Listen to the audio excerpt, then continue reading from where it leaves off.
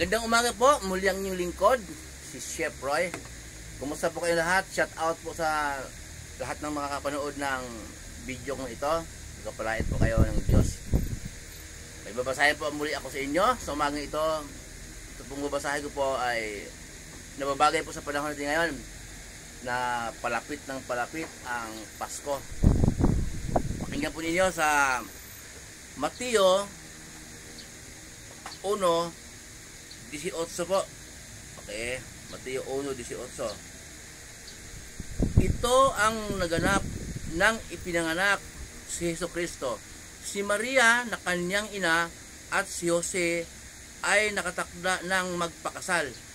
Ngunit bago sila makasal, nagdadalang tao si Maria sa pamamagitan ng kapangyarihan ng Espiritu Santo.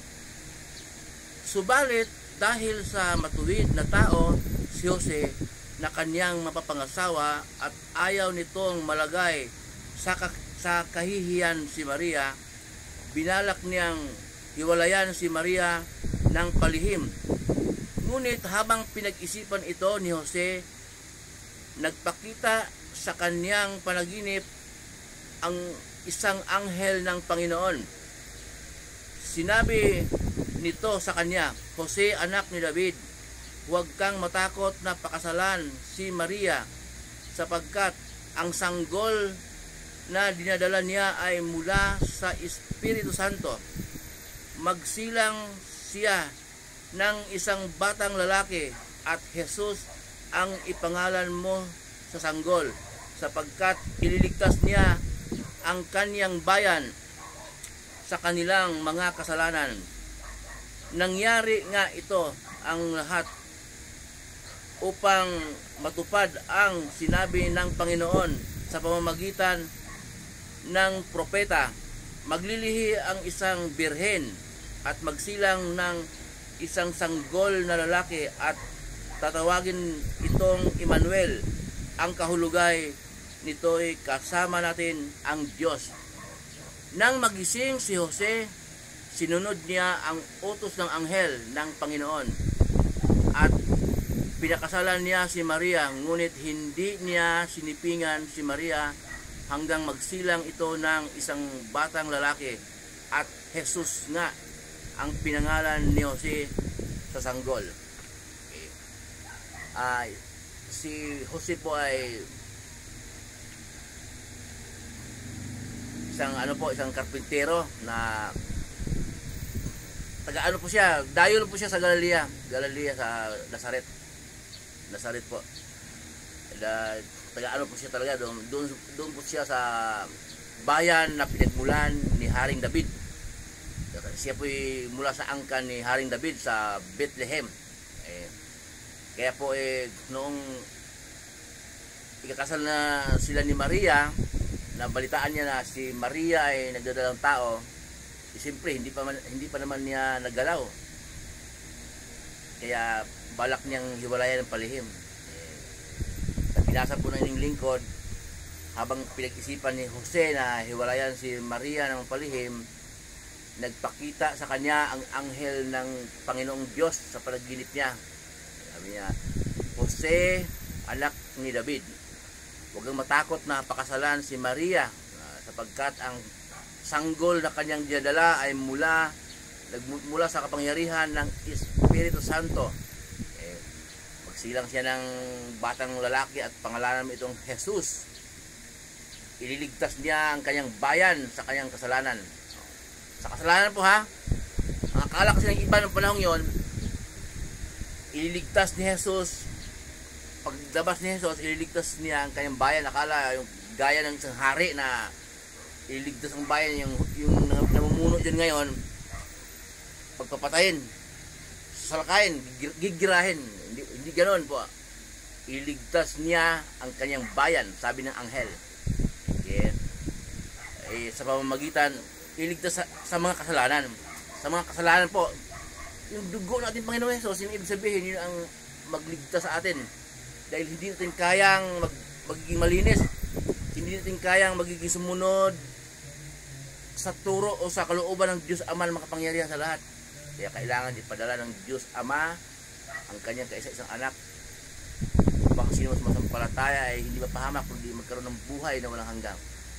Mababasa po natin sa John 3:16.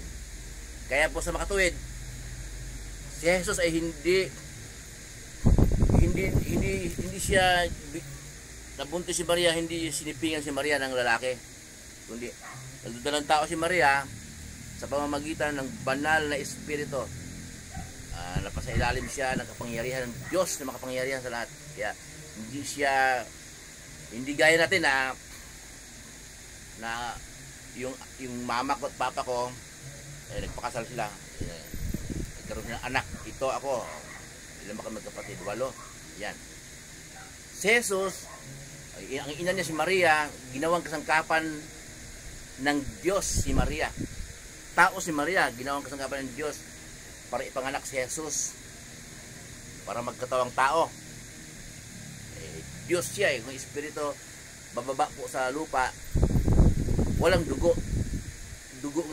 Dugo nga ng Panginoong Hesus ang kailangan para mahugasan ang ating mga kasalanan. Kaya kailangan ipanganak ni Maria na tao si Maria para magkatawang tao ang ating Panginoong Hesus. Yun po ang noon. Maliwanag po sa talata na binasa ng lingkod na si Jesus ay hindi talaga ginawa ng tao. Hindi pala sipingan si Maria kaya nga birhen Ang sabi ng anghel dito, mangyari ang lahat ng ito upang matupad ang sabi ng Diyos sa pamamagitan ng mga propeta. Noon pa palang mga panahon ng mga propeta, nakikita ng propeta sa kanyang mga pangitain kasi ang propeta po ay kausap ng Diyos, personal. Kaya nasabi na pala ng mga propeta noong panahon ng Old Testament. Okay? Sabi ng anghel, nangyari nga ang lahat ng ito upang matupad ang sinabi ng Panginoon sa pamamagitan ng propeta. Noong Old Testament, nasabi na pala ng mga propeta to na manganganak ang isang birhen, ang isang dalaga, birhen, ang isang birhen, magsilang ng isang lalaking sanggol. Yan, nasabi na pala ng mga propeta to. Matagal ng panahon bago pa man maganap na ipanganak si Jesus. Matagal ng panahon na nasabi na ng mga propeta sa pamamagitan ng salita ng Diyos sa mga propeta. At ang mga propeta naman, siya ang magsalita sa mga taong bayan. Ganun po. Si Jesus ay may mga doktrina kasi. Ang ibig sabihin doktrina, aral, turo, salitang Kastila kasi yan May mga doktrina kasi na si Jesus ay tao lang. Tao. Nagkatawang tao, pero Diyos po siya. Kaya bumaba dito binababa ng Diyos na mapangyarihan sa lahat, Diyos Ama, para tubusin ang ating mga kasalanan. Muli pong yung lingkod, si Chef Roy. Ingatan po kayo ng Diyos kahit saan po kayo pupunta. Trabaho na pinasukan ninyo, ingatan kayo ng Diyos. Sa mga negosyo, anumang pinagkakitaan niyo sa buhay, ayon sa kalooban ng Diyos.